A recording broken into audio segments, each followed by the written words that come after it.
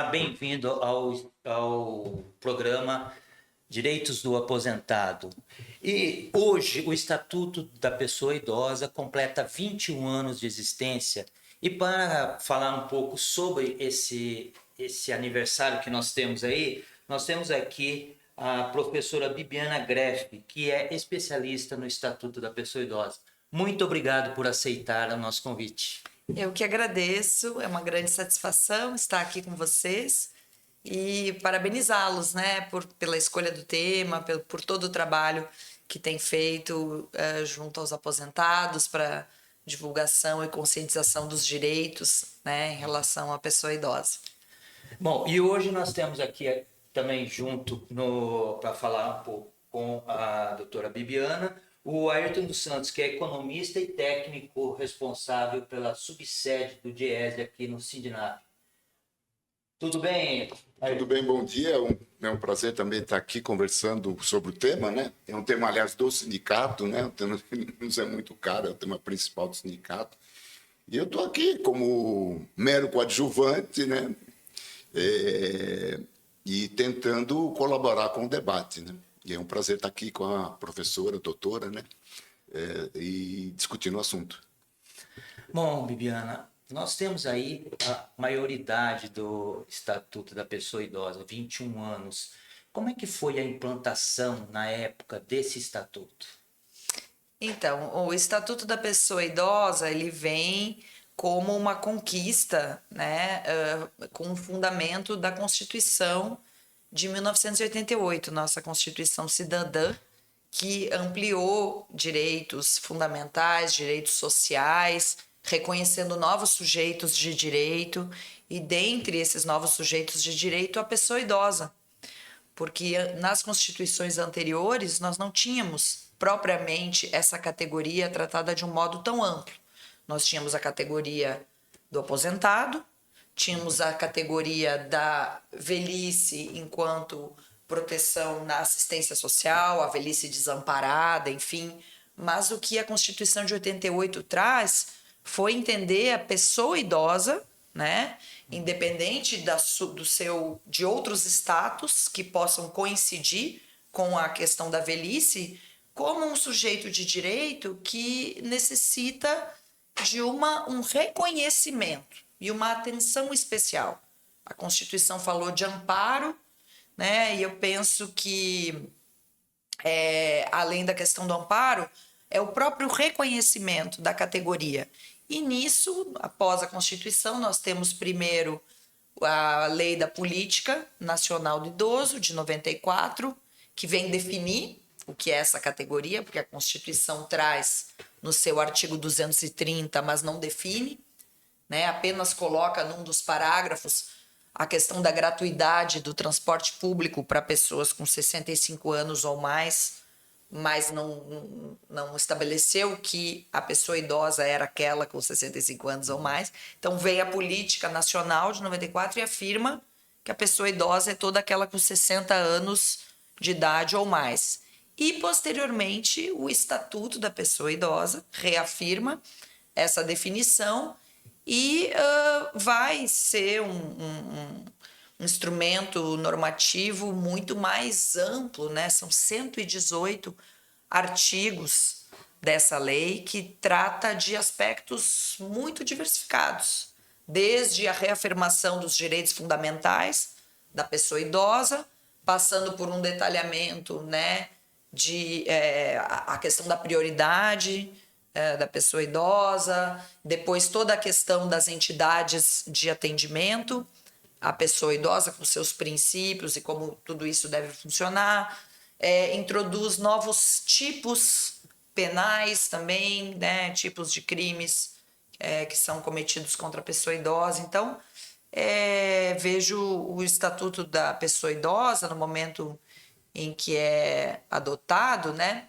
Foi uma proposta do meu conterrâneo, senador Paim, à época, vem como inclusive, algo muito, assim, pioneiro. Acho que não eram poucos países que já contavam com uma legislação tão ampla, né? naquela época. E também acho que é interessante colocar que ele é adotado em 2003, logo após a segunda Assembleia Mundial da ONU, a segunda Assembleia Mundial sobre Envelhecimento, que trouxe o Plano de Madrid em 2002. Então, a gente tem em paralelo uma construção de uma tomada de consciência internacional do tema. E aí o Brasil, logo após essa segunda conferência, vem então, que sempre foi um país que participou internacionalmente também desses debates. E qual foi a importância prática, né, da implantação do Estatuto e o reflexo dela na sociedade naquele momento? Bom, a gente tem, inclusive eu estava lembrando um trabalho que eu orientei, um trabalho de conclusão de curso, que eu sou docente numa graduação em gerontologia, né? Temos poucas no Brasil, é um curso que existe em vários outros países da América Latina, e que se dedica, os estudantes, são 4 anos de graduação, estudam os aspectos biopsicossociais do envelhecimento e da velhice. Então, eu estava lembrando de um TCC, um trabalho de conclusão de curso de uma estudante que justamente analisou uma novela na época que trazia um casal de idosos e a problemática da violência contra a pessoa idosa, né? Que foi, enfim, a atriz e o ator na época também estiveram no Congresso Nacional, tinha essa questão de uma tomada de consciência, de uma tentativa de mudança, né, no olhar mesmo em relação à pessoa idosa. E agora, de fato, é uma lei que, do ponto de vista formal, ela traz, sem dúvida, muitos avanços na época. Faltou, né, desde então, e tem sido um longo caminho, o conhecimento dessa lei, né, e a começar já na minha área, que é de formação, que é a área jurídica.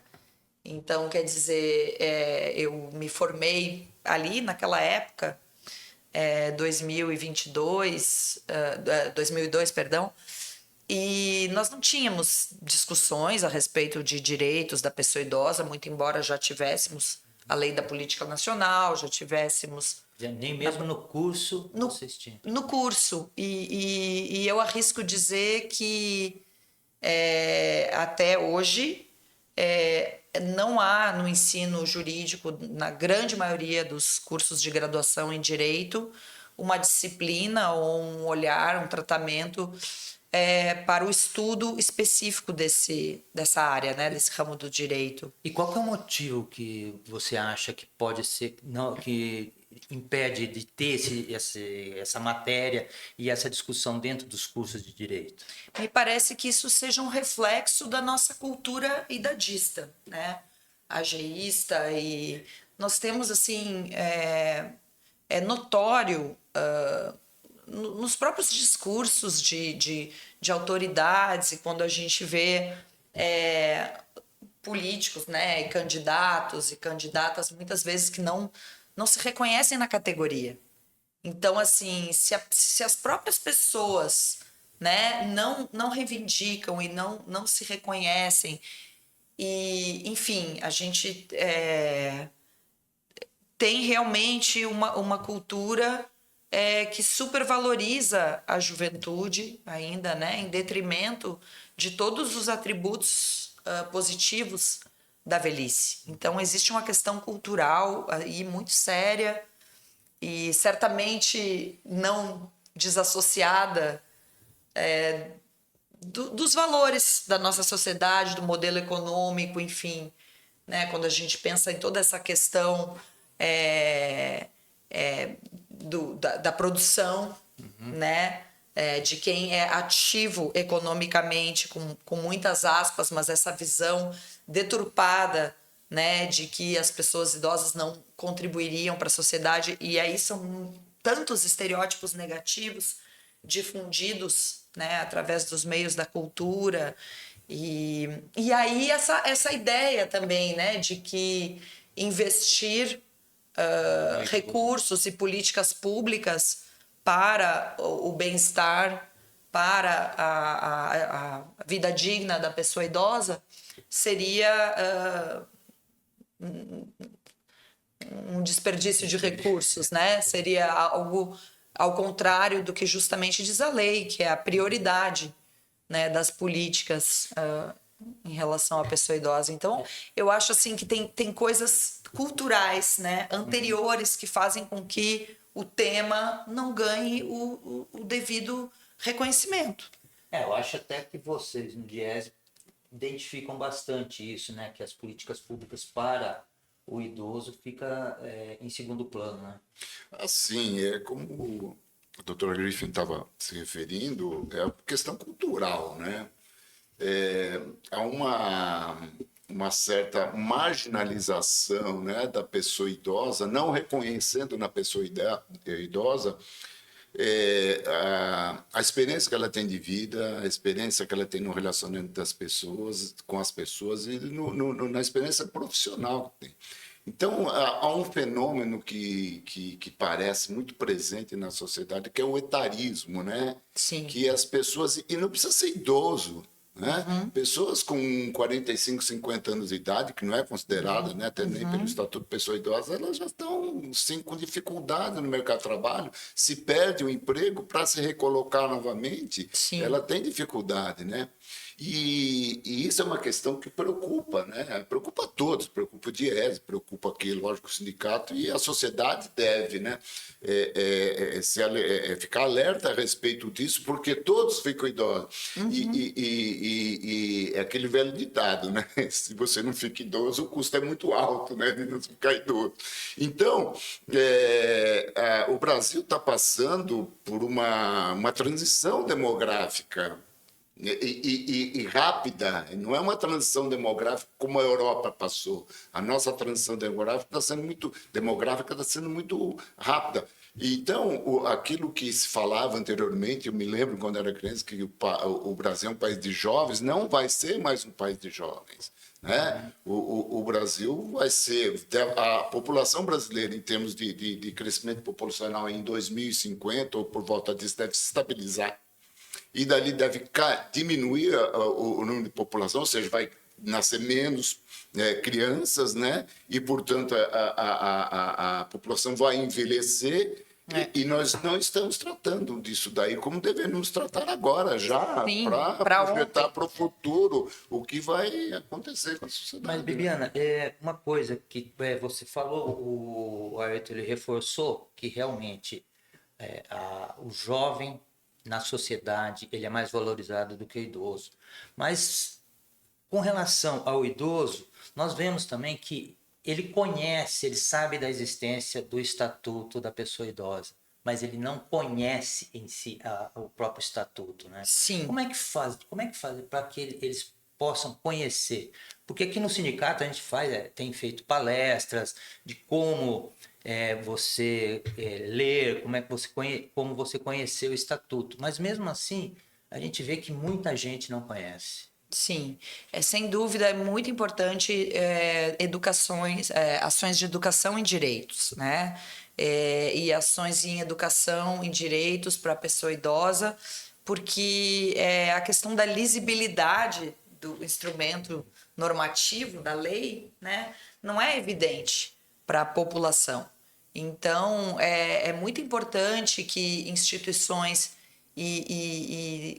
e há esforços nesse sentido muito louváveis, assim, muitas iniciativas que eu tenho podido acompanhar por parte da Defensoria Pública, né, mais especificamente aqui no estado de São Paulo, que eu acompanho mais de perto, do Ministério Público do Estado de São Paulo, da própria OAB também, que tem se dedicado cada vez mais agora a promover eventos para falar desses temas. E aí, assim, o próprio estatuto da pessoa idosa estabelece, né, que devem ser inseridos conteúdos sobre envelhecimento e velhice nos diversos níveis de ensino. Então, assim, pensando em processo de envelhecimento e mudança para diminuir o etarismo ou idadismo, a gente precisa trabalhar ao longo da vida e com todas as etapas, né? A começar pela infância. Inclusive existe uma proposta, aí já vai bem além, mas é de se criar casas que atendam crianças e idosos juntos, exatamente para que possa ter essa convivência e esse conhecimento da criança conforme ela vai crescendo, já convivendo com o idoso. Seria interessante algo assim? Eu acho que toda política, iniciativa de intergeracionalidade é muito interessante, né? Eu não sei exatamente a que tipo creches para idosos e crianças. Então, isso eu acho que a gente precisa tomar cuidado. Porque, em primeiro lugar, falar de creche para pessoa idosa já seria um equívoco, assim, né? Porque, ao contrário de destruir, de enfrentar esses estereótipos, porque um dos estereótipos é a infantilização. Um dos piores é a infantilização, né, da pessoa idosa. Então, eu penso que a gente tem que ter um cuidado também no sentido de entender que cada etapa do ciclo do curso de vida tem as suas especificidades, as suas necessidades e que, sim, programas e ações de intergeracionalidade, não só crianças, mas também jovens, enfim, convivência em todas as etapas, né? Então vamos falar um pouquinho, porque já são 21 anos do Estatuto. Nesse período, o que foi implantado efetivamente que está no Estatuto e o que está faltando ainda implantar? Então, de lá para cá, a gente viu essa especialização, né, de diversas instituições, né, e organizações, instituições de defesa de direitos que começam a estabelecer e a criar justamente órgãos específicos, especializados para tratar dos direitos da pessoa idosa. Então, eu citei há pouco a Defensoria Pública e o Ministério Público. Hoje a gente vê que existem, né, núcleos e promotorias especializadas na questão da pessoa idosa. A gente tem as delegacias, né, da pessoa idosa também para tratar dos crimes previstos no Estatuto da pessoa idosa, mas é preciso ainda, enfim, avançarmos muito, por exemplo, nas delegacias da pessoa idosa. Me parece que precisa se pensar nessa equipe multiprofissional com uma visão interdisciplinar, né? Porque a questão da violência contra a pessoa idosa, por exemplo, é uma questão assim muito complexa, né? Que atravessa as relações familiares. A gente sabe que a violência contra a pessoa idosa acontece principalmente em âmbito doméstico.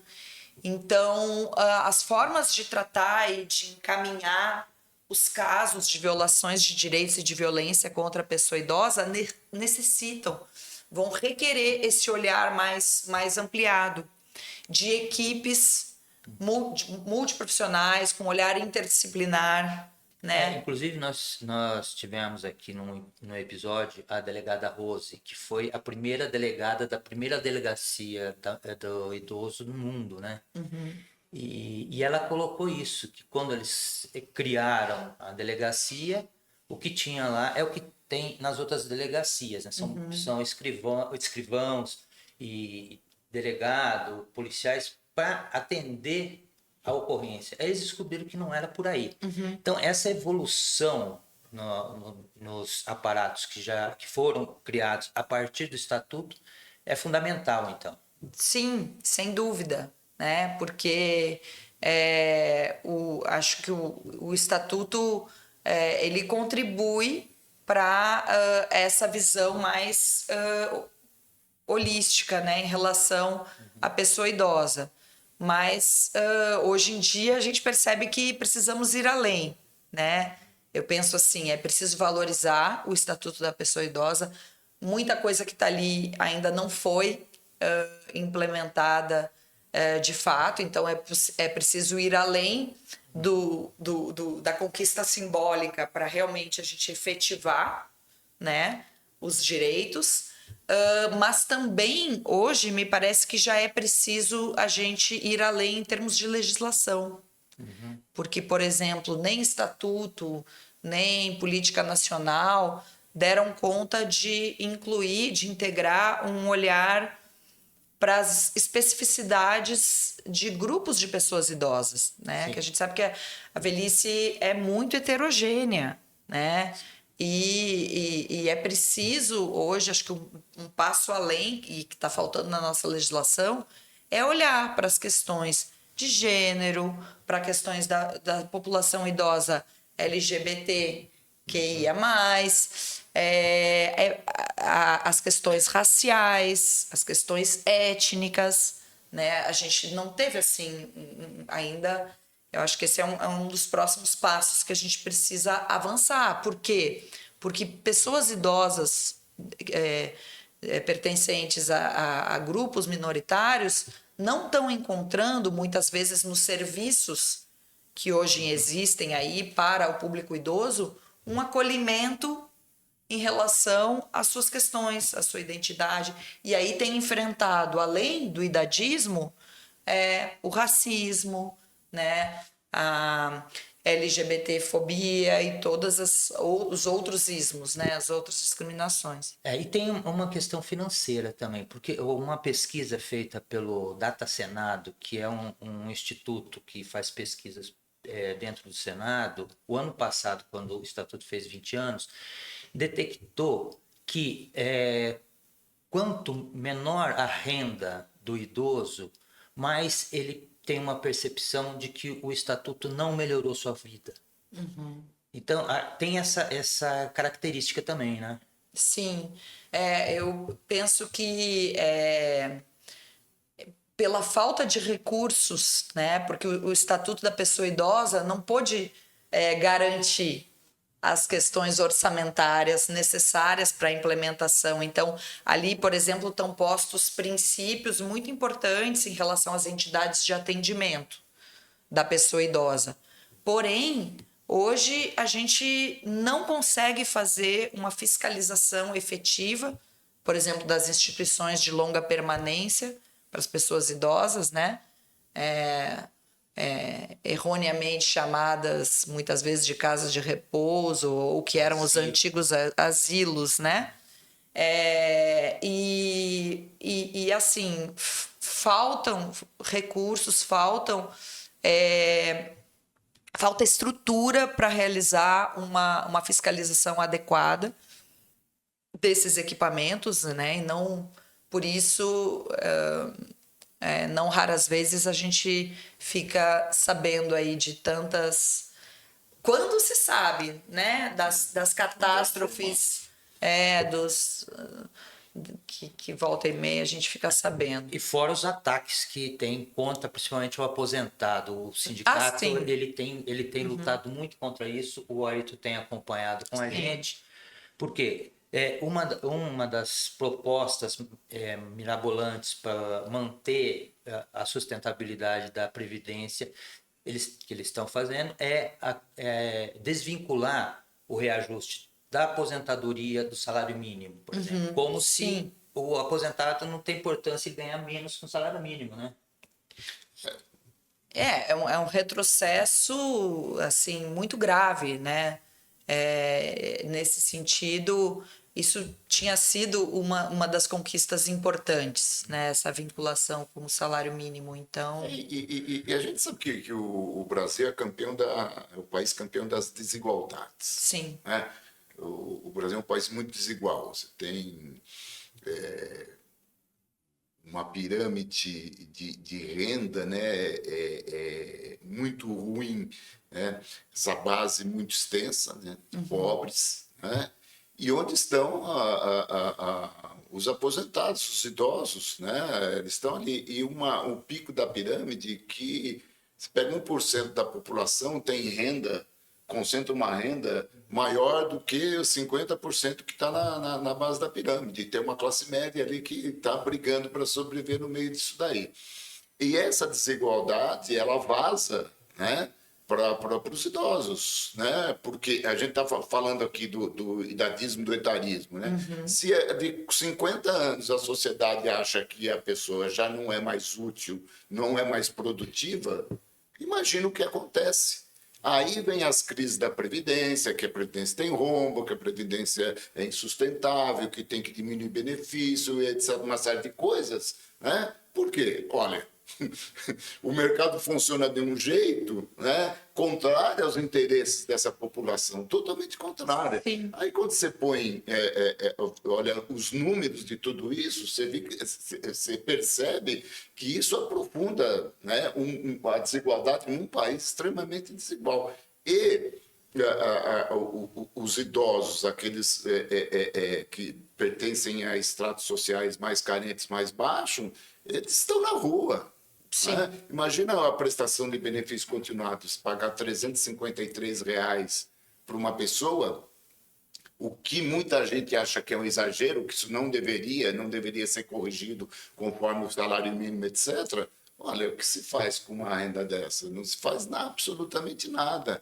E esse pessoal está aí, volta e meia, você encontra as pessoas, né, jogadas. Ainda mais numa cidade como São Paulo, que essa coisa aparece, né? Não estão escondidas, estão na rua. É só passear por São Paulo, a gente percebe onde nós estamos, para onde nós estamos caminhando. Eu não sei se caminhando. Já estamos, né, enfrentando o problema no dia a dia. E o idoso, ele não tem como reagir, né? Porque o mercado não absorve mais. Né? Os jovens ainda têm alguma possibilidade, porque a juventude, né, é o que... Esse é um defeito de longo prazo que merece uma discussão muito mais, né, mais extensa, né? Porque só se valoriza o jovem, né? E o idoso de lado. Isso é uma coisa muito profunda na sociedade capitalista. Exatamente. E também o jovem sofre, né? Então, com isso, assim, acho que é importante dizer que a ideia não é colocar uma geração contra outra. O jovem também sofre muito hoje, mas o que há é a supervalorização da ideia de juventude, a juventude eterna, a ideia de que aos 60, 70 devemos continuar com o espírito jovem. Que espírito jovem é esse? Por que o espírito jovem tem que ser melhor que o espírito de uma pessoa madura? Não, e o que acaba acontecendo é que ele não se prepara para a velhice. Tanto que hoje, mais de 60% dos nossos aposentados recebem um salário mínimo. E a cada ano, por conta de todo o sistema que tem de reajuste, um grupo maior que estava entre os que ganhavam acima do salário mínimo entram na faixa do salário mínimo.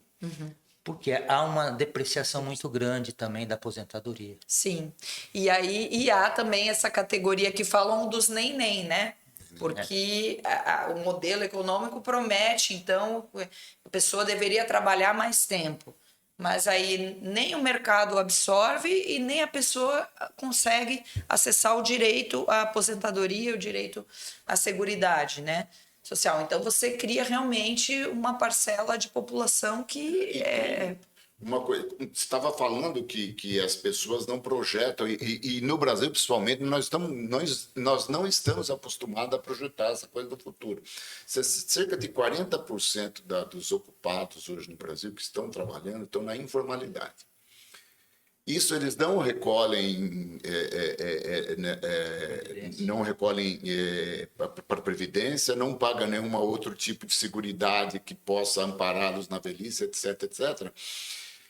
E isso, como você estava falando, tem um problema para a Previdência agora, porque quem está na informalidade não recolhe, então não sustenta as aposentadorias daqueles que estão fora do mercado de trabalho, porque no regime de repartição é isso, quem trabalha sustenta os que já trabalharam e isso vai, né, caminha dessa forma. Então, você já tem um problema de sustentação da Previdência por causa disso, porque a maioria não recolhe para a Previdência e, portanto, a Caixa da Previdência fica com problema, né? E eles próprios não vão ter, no futuro, nenhuma possibilidade de remuneração, de ter uma vida minimamente confortável, porque eles estão aí correndo atrás das coisas, né? Não é culpa deles, evidentemente, né? E não tem nada para o futuro. Agora, até quando as pessoas, não tendo nada, elas podem trabalhar? Né? Pode trabalhar até 60, 70, 80, ou passar a vida toda tentando, né, trabalhar e conseguir ganhar alguma coisa para sustentar. Isso é uma coisa que nós vamos ser cobrados no futuro. E aí, muitas reformas, né? Porque, infelizmente, eu vejo que após a gente ter tido um período assim de expansão na formalização, na declaração formal, reconhecimento formal de direitos, a gente começa a viver um retrocesso com reformas, né, que vão realmente subtraindo direitos e conquistas, né, até alguns do Estatuto da Pessoa Idosa, como a meia entrada, que no início era amplo, aí se restringe a 40% dos ingressos, não quer dizer, a gente vai restringindo aí a prioridade, que é garantida a partir dos 60 anos, se cria a prioridade da prioridade a partir dos 80. Então, assim, a gente vai retrocedendo em relação aos direitos da pessoa idosa, sob o argumento de que as pessoas estão vivendo mais, o aumento da expectativa de vida. Só que o que não se considera nesse cálculo é que o que deveria ser levado em conta é o aumento da expectativa de vida com saúde, em anos com saúde. Porque as pessoas estão vivendo mais, mas com quantos anos em situação de dependência, de cuidados, né? Então, quer dizer, não é porque há um simples aumento da expectativa de vida que a gente possa considerar que as pessoas estão vivendo mais e com possibilidades de trabalhar mais, ou enfim, né? Então, A qualidade de vida, exatamente. Inclusive, essa é uma preocupação do Sindinap, que é atuar pela melhora na condição de vida do aposentado e do idoso. Porque realmente a gente vive isso, a gente vê no dia a dia como é que é tratado e como ele está tendo essa sua vida. Mas eu queria voltar à questão, porque nós já estamos encerrando, falar um pouquinho mais agora do Estatuto.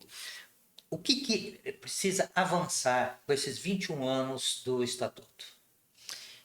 Então, me parece que na questão da fiscalização, né, e o fortalecimento da rede de instituições que vão atuar na defesa de direitos da pessoa idosa.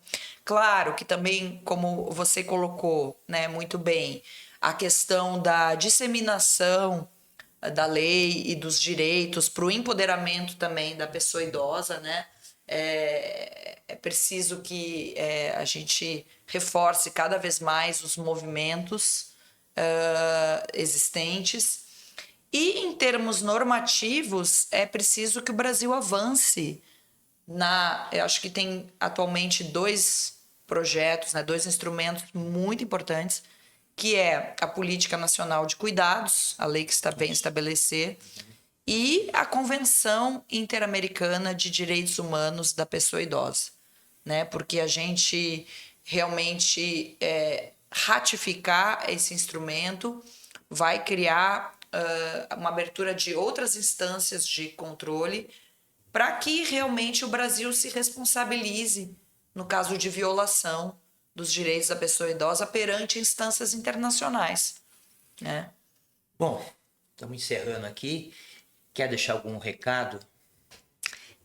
Então, eu penso que a gente precisa valorizar, né?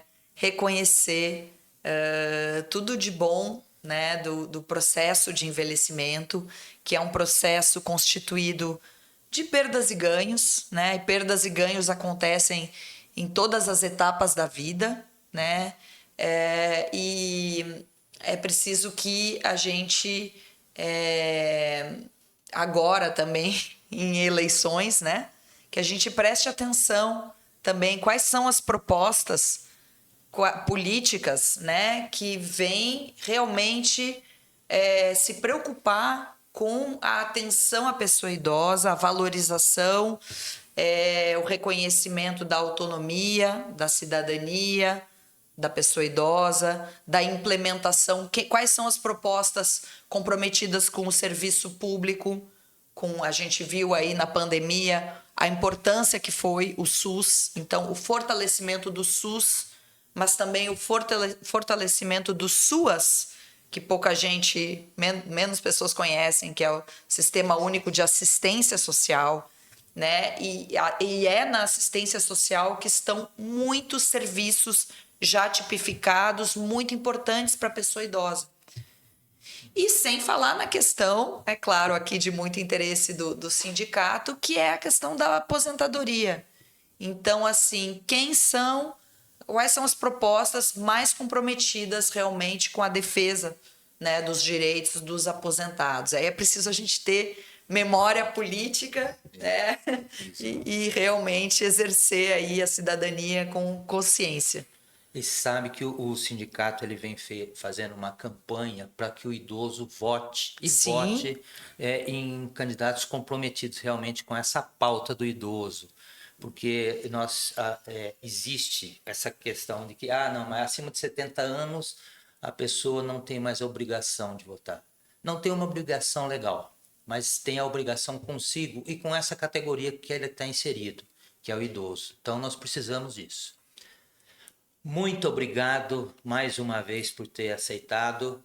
E, Ayrton, você também, muito obrigado por ter participado do nosso. Prazer igualmente. E mais uma vez eu vou agradecer as pessoas que estão aqui nos bastidores, o Anderson, o João e o Vitor, que estão tornando possível a realização desse podcast. Muito obrigado pela audiência e até mais.